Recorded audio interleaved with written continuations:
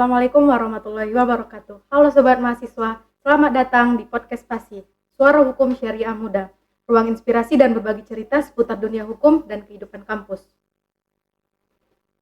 Hari ini bersama saya Lanona Rahab sebagai host, kita akan ngobrol nih sedikit tentang apa sih yang menurut mahasiswa hukum yang bikin praktik hukum di lapangan itu susah.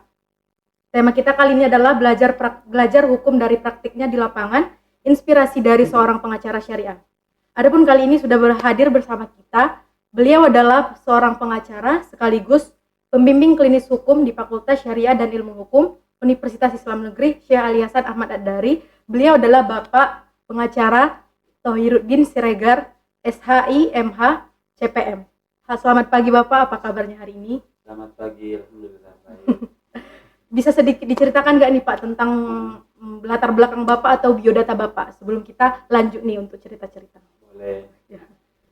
Jadi memang latar belakang dari segi pendidikan ya, diceritakan ini mulai tingkat mana nih kira-kira, mulai dari kuliahnya atau mulai sejak SMA-nya? Oh, mungkin dari SMA-nya saja Pak. SMA. Dari SMA saya dulu sekolah di Mandua Padang Sidimpuan ya, Mandua model, kemudian lanjut lagi ke jenjang pendidikan di Fakultas Syariah. Dulu belum ada Fakultas Syariah, masih jurusan Syariah di STAIN Padang Sidimpuan. Namun saat ini sudah berubah menjadi UIN Syahada, UIN, ya kan? Nah, kemudian waktu itu memang kita masuk di STAIN Padang Sidimpuan itu tahun 2005 dan tamat di tahun 2010. Kemudian kita mengambil S2 lagi di UIN Syahada, tamat di tahun 2023 ya. Itu kira-kira dari segi pendidikannya. Iya Pak. Lalu Pak bisa diceritakan nggak nih Pak, bagaimana awalnya Bapak tertarik untuk menekuni profesi ini sebagai pengacara syariah, ya, khususnya ada Pak di bidang hukum syariah? Jadi memang untuk menekuni pengacara ini awalnya memang saya setelah tamat di tahun 2010 saya bergabung di Pengadilan Agama di tahun 2011 sebagai orang ketiga, dalam arti untuk membuat gugatan. Karena pada saat itu memang sudah ada edaran dari Mahkamah Agung bahwa setiap pengadilan itu tidak boleh orang pengadilan yang membuatkan gugatan. Dalam arti pegawainya nggak boleh. Jadi kita istilahnya diminta sebagai orang ketiga untuk membuatkan suatu gugatan di Pengadilan Agama Padang Sidimpuan. Waktu itu masih wilayah hukum Padang Sidimpuan, Tapsel, kemudian Sibuhuan dan Kota, ada 4 wilayah hukum. Nah Pak, waktu itu kan Pak tahun 2005. Nah itu 2011. Pak 2011. Iya. Oh, jadi tadi Bapak yang 2005 ketika masuk di STAIN. Tahun 2011 Bapak itu ketika magang di sana ya Pak, itu dibilang atau bagaimana Pak? Itu boleh dikatakan memang bukan magang, tapi memang sebagai konsultan hukum gitu lah kira-kira. Tapi belum lagi sebagai lawyer, bukan lagi sebagai pengacara kan gitu. Di sana Bapak sudah mengambil S2 pas? Belum. Berarti masih sarjana hukum ya Pak ya di sana? Iya, masih sarjana hukum Islam, SHI gelarnya. Kemudian Pak, apa dari perjalanan Bapak tadi kan itu kan merupakan titik awal Bapak nih untuk menjadi seorang pengacara. Dari titik pertama tersebut apa sih yang memotivasi Bapak hingga sekarang menekuni sebagai seorang pengacara syariah? Untuk mengikutinya itu memang di awal itu kan kita masuk sebagai pembuat gugatan di Pengadilan Agama Padang Sidimpuan itu di tahun 2011. Kemudian setiap ada pelamaran itu CPNS misalnya di Mahkamah Agung, kita masih tetap mengikuti. Ya kan? Kemudian sampai dengan di tahun 2017. Kemudian di tahun 2017 itu kita mengikuti PKPA ya, pendidikan profesi advokat. Ya. Kemudian kita melihat kenapa kita tertarik untuk menjadi seorang advokat. Pada saat itu memang sejak tahun 2011 sampai 2017 itu istilahnya legal hukum kita nggak ada. Kita hanya sebagai pembuat gugatan. Kita lihat kadang-kadang orang yang ini sudah pengacara, yang beracara itu seperti ini ya.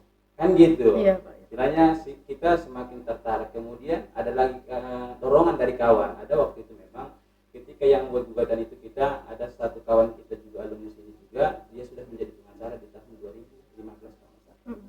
Jadi dia memang salah satu mendorong kita agar kita tetap menjadi seorang pengacara. Tujuannya apa? agar kita mempunyai legalitas yang jelas. Takutnya nanti kan misalnya kita hanya buat gugatan di pengadilan, belum tentu selamanya kita dipakai gitu loh. Tapi ketika sudah ada legalitas kita, di mana saja pun kita tetap bisa eksis untuk menjadi seorang pengacara. Makanya memang kita tertarik untuk menjadi seorang pengacara. Itulah kira-kira perjalanan. Jadi motivasi Bapak sampai sekarang itu agar Bapak mempunyai legalitas dan yakin berdiri di atas kaki Bapak sendiri sebagai seorang pengacara. Nah Pak, menurut Bapak nih, apa sih yang paling utama nilai yang harus ditanamkan dalam diri seorang pengacara? Nilai yang paling utama ditanamkan dalam seorang diri pengacara yaitu adalah kita bersifat jujur. Itu yang pertama. Jujur ya Pak? Jujur. Kemudian apalagi memang tepat waktu. Ketika misalnya itu kan perlu. Iya Pak, ya Pak, betul. Kemudian keterbukaan terhadap klien.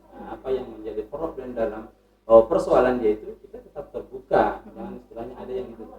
Tujuannya apa? Agar memang nanti masyarakat ataupun klien kita terpenuhi dengan apa yang menjadi hak-hak dia sebagai sebagai klien misalnya. Kemudian memang inspirasi sebagai seorang pengacara ini saya kalau sekarang ini saya katakan kepada adik-adik alumni ini, janganlah mencari pekerjaan, tapi marilah ciptakan pekerjaan itu sendiri. Menciptakan peluang kerja untuk rekan-rekan misalnya.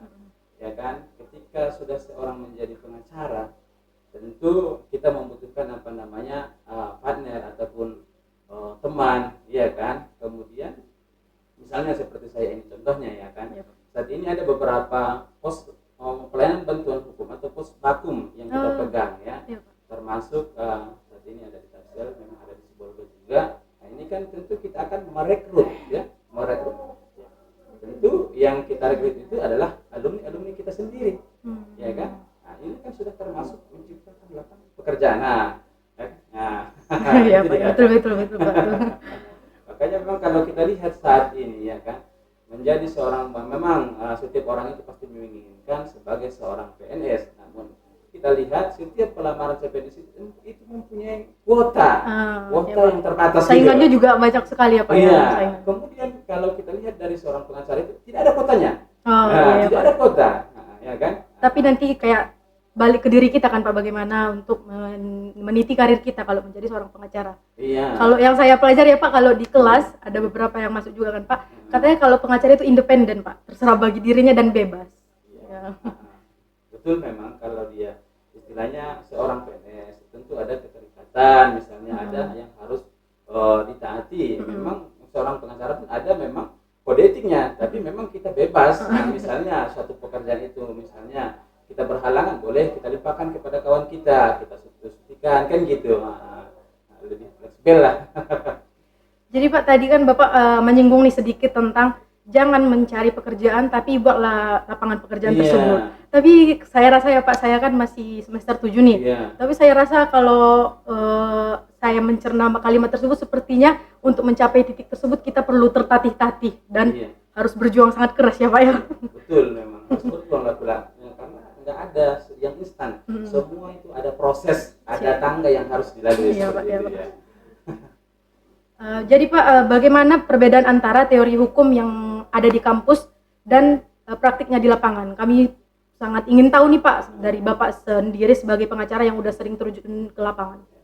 Kalau kita lihat dari segi teori dengan apa yang ada di lapangan itu sebenarnya berkesinambungan sinkron, ya kan? Sinkron. Apa yang kita pelajari misalnya di kampus kita ini, kemudian ketika kita berpraktek itu adalah memang itu merupakan suatu kesatuan. Cumanya ketika kita ini berpraktek, kita itu lebih matang untuk memahami suatu teori itu. Karena memang kalau teori itu kita pelajari tanpa ada praktek, rasanya masih kurang. Iya Pak. Ya. Jadi saya juga pernah baca nih Pak, baca buku kan, seseorang itu membaca teori bagaimana cara menaik sepeda. Nah kalau sebelum dia menaik sepeda kan dia nggak bakal tahu. Iya, nggak bakal tahu karena masih teori yang dipelajari. Nah, karena prakteknya itu belum tahu kayak mana caranya. Iya Pak. Jadi Pak harus seimbang lah antara teori dengan prakteknya ya Pak. Jadi menurut Bapak mana lebih penting, teori atau praktiknya nih Pak? Sama-sama penting. Sama-sama penting. Karena ada pun teori tanpa praktik sama juga, nggak tahu kita gimana apanya. Iya. Ada pun istilahnya prakteknya Nanti salah-salah kan Pak? Salah-salah juga Nggak karena punya teori. kita nggak tahu kemana teorinya. Iya, Pak.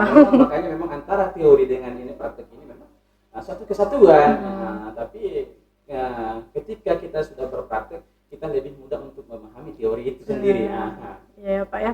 Kemudian Pak, bisa berbagi nggak nih Bapak pengalaman Bapak yang menarik selama menjadi seorang pengacara? Yang menarik itu sebagai seorang pengacara itu memang banyak ya. Iya Pak. Salah satunya memang ini sebagai motivasinya itu untuk adik-adik ya kan.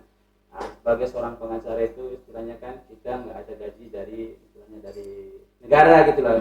Tapi kita itu mendapatkan suatu gaji itu ataupun upah yang boleh dikatakan ya kan itu adalah dari klien. Itu kesepakatan kita. Misalnya dalam menangani suatu perkara itu, ya kan?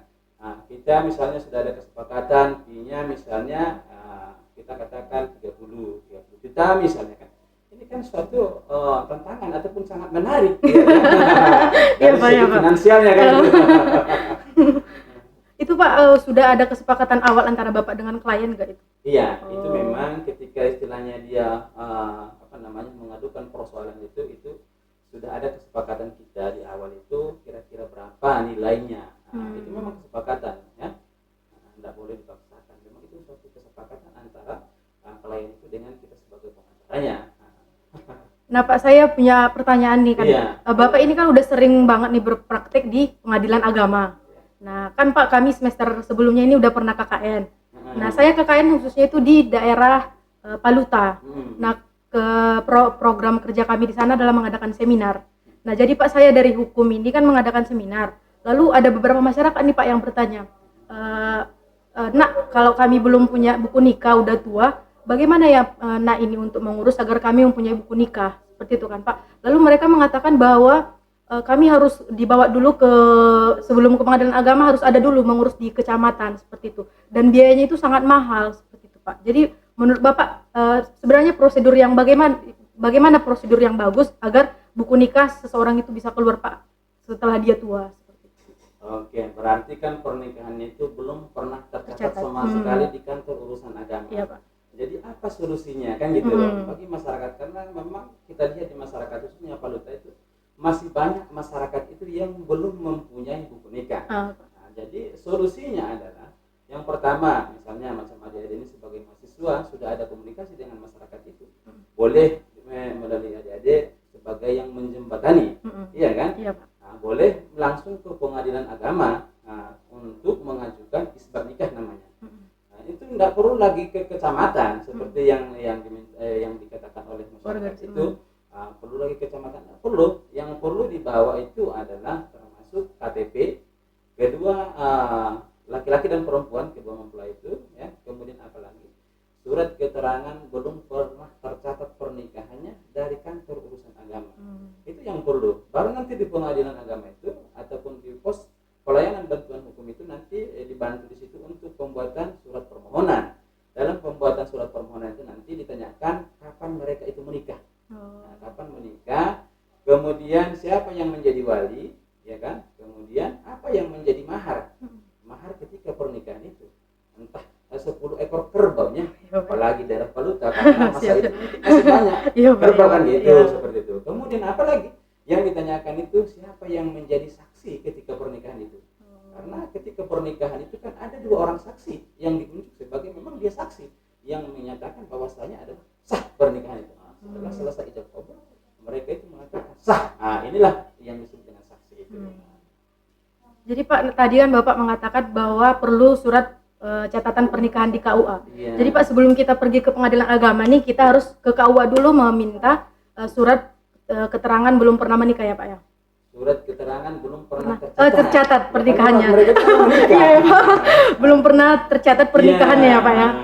Lalu setelah itu pergi ke pengadilan agama. Ya, boleh memang sebelum ke pengadilan itu dimintakan surat keterangan tercatat. Terkadang kan masyarakat ini karena nggak tahu itu seperti itu, makanya langsung pun ke pengadilan itu boleh. Setelah nanti ke pengadilan, karena perlunya itu adalah ketika di persidangan. Karena awalnya itu datang itu ke pengadilan